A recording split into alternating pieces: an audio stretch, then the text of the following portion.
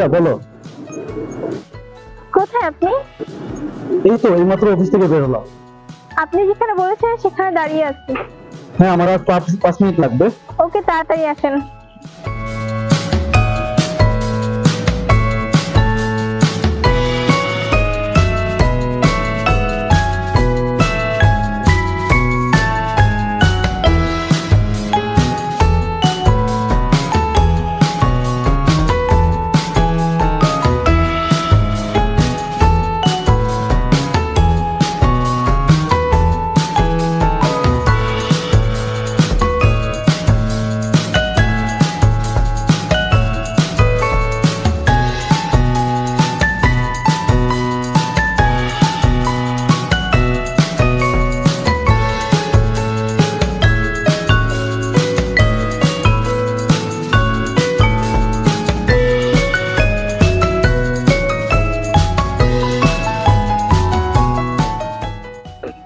Sorry নীলা, আর বলো না, রাস্তায় এত জ্যাম আর অফিসে এত কাজে চাপ ছিল, যে কারণে আসতে একটু লেট হয়ে গেল। It's okay. আপনি না বললেন আপনার কোন ফ্রেন্ড আসবে? হ্যাঁ, ওকে বলছি এই জায়গায় আসার জন্য, ও হয়তো এইখানে আশেপাশে আছে। আমি বরঞ্চ ওকে একটা ফোন দিই।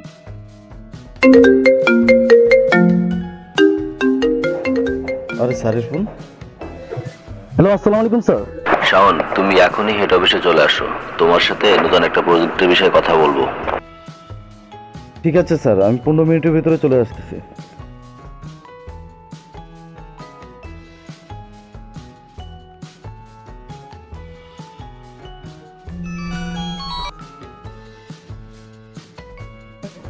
হ্যালো, কোথায় তুই?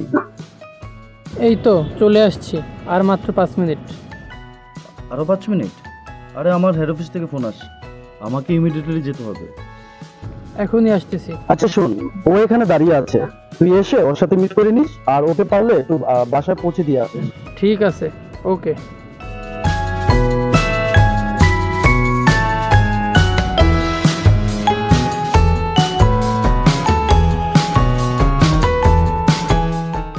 সরি নীলা, আমাকে এখনই হেড অফিসে যেতে হবে। তুমি তো শুনলেই আমার জরুরি একটা মিটিং আছে, আর আমি ওকে বলে দিছি ও এখানে আসবে, আসলে তোমাকে ও বাসায় পৌঁছে দিয়ে আসবে। আচ্ছা ঠিক আছে, সাবধানে যান।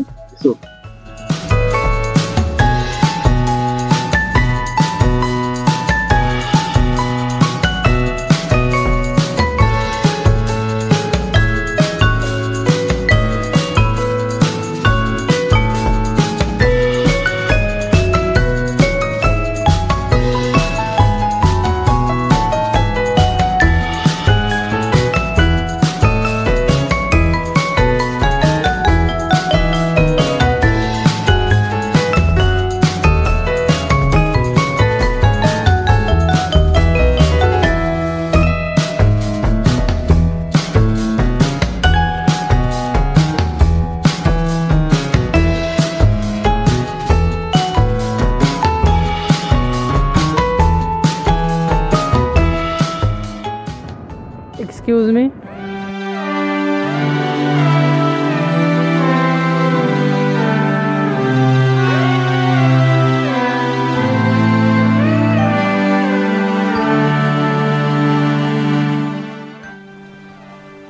মাহি, তুমি?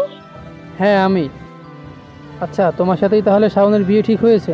হ্যাঁ, তুমি ওর ফ্রেন্ড? হ্যাঁ। দেখতে দেখতে কিভাবে 2টি বছর কেটে গেল। হ্যাঁ। তো এখন কেমন আছো? হ্যাঁ, ভালো আছি, অনেক ভালো আছি। আসলে জানো কি নীলা, আমি কখনো ভাবি নাই আমাদের এই পরিস্থিতিতে আবার দেখা হবে। আমাদের হয়তো আবার দেখা না হলেই ভালো হতো। তো এখন কি করছো? তেমন কিছু না, একটা জবের জন্য ট্রাই করছি, খুব সম্ভবত হয়ে যাবে। আচ্ছা, একটা কথা জিজ্ঞাসা করবো মাহিন? হ্যাঁ। তুমি কি এখন অন্য কাউকে ভালোবাসো? না, বাসি না, আর কখনো কাউকে ভালোবাসবও না। ভালোবাসাটা আমাদের তাদের সঙ্গেই হয় যারা আমাদের ভাগ্যে থাকে না। জীবনে কিছু মানুষের সাথে পরিচয় না হলেই ভালো হতো, এখন সেটা মনে হয়। নীলা, এখন আমি তোমাকে অনেক ভালোবাসি, খুব ভালোবাসি। আই এম সরি মাহিম, আমি জানি আমি অনেক বড় ভুল করে ফেলছি। আমি চাইলেও আর তোমার কাছে ফিরে যেতে পারবো না। It's okay. জীবনে চাইলেই তো আর সব কিছু পাওয়া যায় না, এর জন্য ভাগ্য থাকা লাগে। আচ্ছা নীলা, তোমার মনে আছে আমাদের প্রথম দেখা করা জায়গাটার কথা? হ্যাঁ মনে আছে। তোমার যদি প্রবলেম না থাকে, বেশি সময় নেব না, অল্প কিছু সময়ের জন্য সেখানে একবার যেতে পারবা? হ্যাঁ চলো।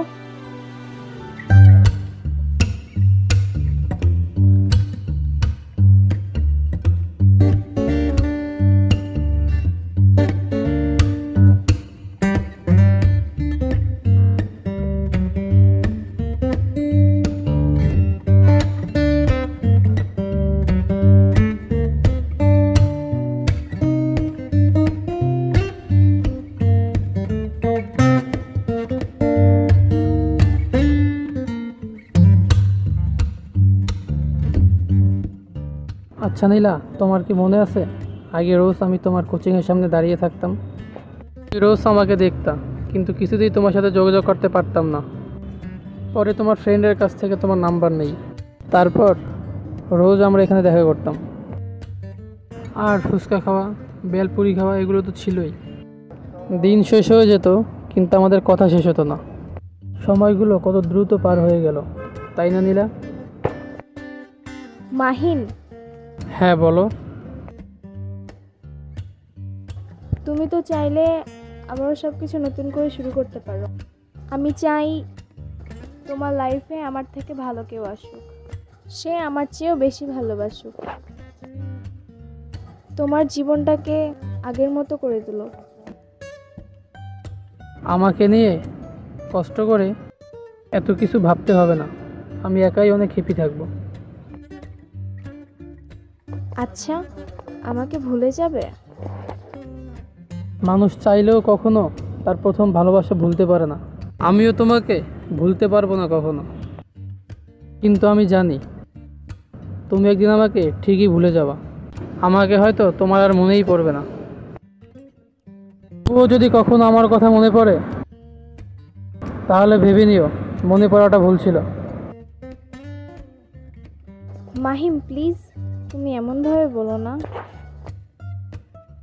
সামনের সপ্তাহে আমি চিটাগাং চলে যাব, হয়তো বা কখনো আর এই শহরে ফিরবো না।